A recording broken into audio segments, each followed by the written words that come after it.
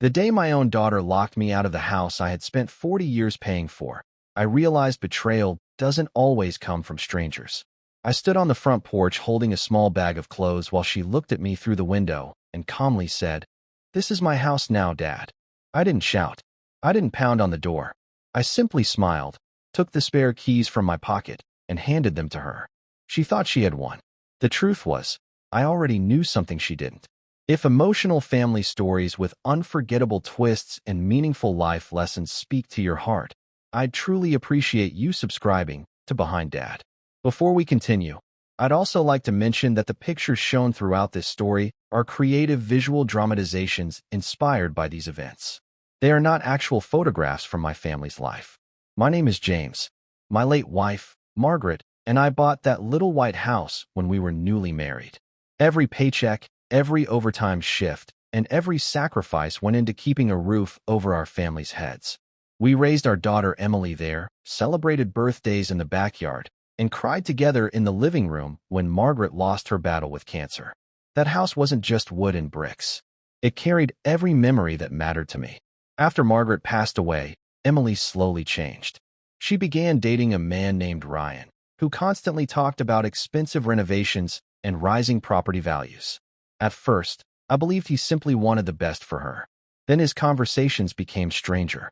He repeatedly asked whether my will had been updated and whether the house was already in Emily's name. I laughed those questions away, but deep inside, something didn't feel right. One afternoon, I returned from visiting an old friend and found every lock on the house replaced. My suitcase sat on the porch beside a short note. "Dad, it's time to move on. This house belongs to me now." Emily stood inside with Ryan, refusing to unlock the door. I quietly placed the spare keys into her hand, wished her a peaceful evening, and walked away without another word. She smiled with relief. She never imagined that by sunrise, someone else would be knocking on that same front door carrying papers that would change everything. That night, I checked into a small motel a few miles away. I barely slept. Every memory inside that house kept replaying in my mind. I wasn't grieving the building itself. I was grieving the family I thought I still had. More than once, I picked up my phone to call Emily, but each time I stopped. Some lessons cannot be explained with words. They have to be lived. Early the next morning, my attorney, Michael, called exactly as we had planned weeks before. A few months earlier, after Ryan kept asking strange questions about my property, I quietly asked Michael to review every legal document connected to the house. He discovered something important that I had almost forgotten.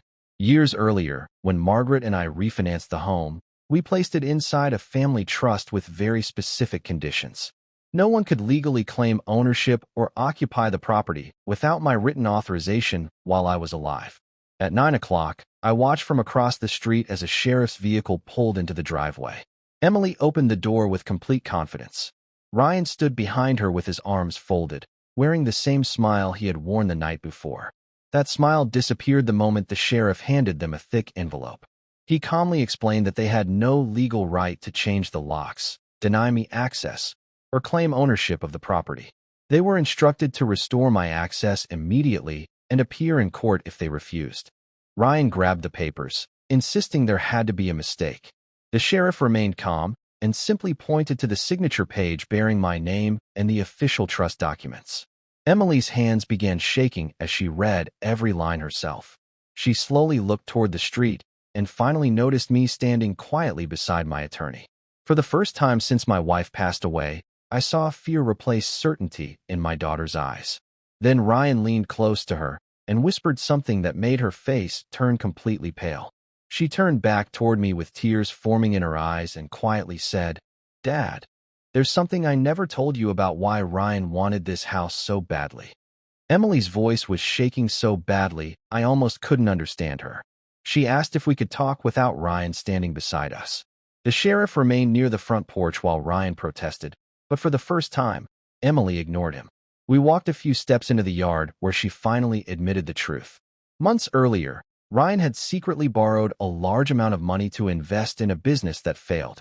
He hid the debt from everyone.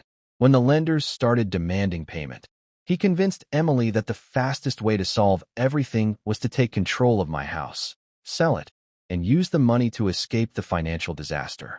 As she spoke, Tears streamed down her face. She confessed she never wanted to throw me out, but Ryan kept telling her I would eventually forgive her because I was her father. Hearing those words hurt more than I expected. It wasn't the house that broke my heart. It was realizing my daughter believed my love would always clean up someone else's selfish decisions. I looked into her eyes and saw fear, regret, and shame replacing the confidence she had shown the day before. Before I could answer, Ryan stormed across the yard and demanded that Emily stop talking. He insisted everything was still under control and even accused me of manipulating her. My attorney calmly stepped forward and informed Ryan that investigators had already contacted us earlier that morning. One of Ryan's lenders had filed a fraud complaint after discovering forged financial documents connected to his failed business. The moment Ryan heard the word fraud, every bit of confidence disappeared from his face. Just then, another car pulled into the driveway. Two investigators stepped out carrying folders filled with paperwork. They politely asked Ryan to answer a few questions about his business records. Emily stared at him in complete disbelief as one document after another was placed in front of him. The man she had trusted with her future had been lying to her for months. As Ryan lowered his head in silence, Emily reached into her purse, pulled out the new house keys, and placed them in my hand. Then she whispered something I never expected to hear. "Dad, Mom left something for you before she died. Ryan made me hide it in the attic, and I can't keep that secret anymore." I unlocked the front door and walked into the house I thought I had lost forever. Every room carried memories of Margaret. For a moment, I simply stood in the hallway, letting the silence settle over me. Emily quietly led me upstairs to the attic. Hidden behind an old wooden chest was a small tin box wrapped in one of Margaret's favorite scarves. My hands trembled as I opened it. Inside were family photographs, my wife's wedding bracelet, and a handwritten letter addressed to both Emily and me. Margaret's letter wasn't about the house. It was about the family she hoped we would remain after she was gone. She wrote that homes can be repaired, money can be earned again, but trust is much harder to rebuild. She asked Emily never to allow anyone to separate her from the people who truly loved her. She reminded me that forgiveness doesn't mean pretending nothing happened. It means giving someone the chance to become better after they accept responsibility. As I finished reading, Emily broke down in tears and hugged me tighter than she had in years. Ryan later faced the legal consequences of his fraudulent business dealings. Emily ended their relationship, found a place of her own, and slowly rebuilt my trust through honest actions instead of promises. We spent many evenings together restoring the old house, repainting the walls, planting new flowers in Margaret's garden, and sharing stories that reminded us what family was supposed to feel like. Little by little, the house became a home again. Looking back, I understand that the sheriff didn't save my house. The truth did. If I had answered betrayal with anger, I might have lost my daughter forever. Instead, patience gave the truth time to reveal itself. If this story touched your heart, share your thoughts in the comments because your words might help someone rebuild a broken family relationship. Share this story with someone who believes love should never be traded for greed. Thank you for spending this time with me on Behind Dad. The greatest inheritance a parent can leave isn't a house. It's the wisdom to choose integrity when life offers an easier path.